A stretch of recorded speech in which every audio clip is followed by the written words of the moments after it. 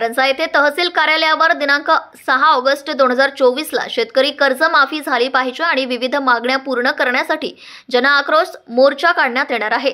तरी सर्व शेतकरी शेतमजूर यांनी हजारोंच्या संख्येने उपस्थित राहावे असे आवाहन शरद पवार गट राष्ट्रवादी काँग्रेस पार्टीचे महाराष्ट्र सरचिटणीस डॉक्टर श्याम जाधव नाईक यांनी केले आहे। प्रतिनिधी सुरेश जाधव, कारंजा।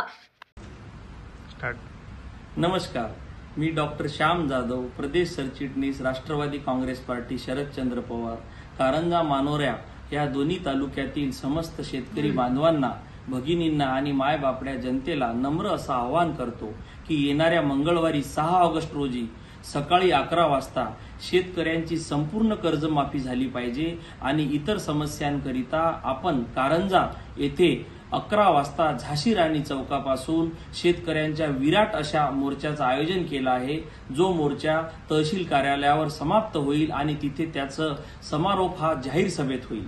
मित्रहो, हे असंवेदनशील सरकार जे आहे याला जर आपल्याला जागा करायचं असेल तर तुमची सर्वांची उपस्थिती प्रार्थनीय आहे। लक्षात ठेवा, सकाळी 11 वाजता झाशी राणी चौक येथे मंगळवारी 6 ऑगस्टला आपण सर्वांनी उपस्थित राहावे। धन्यवाद।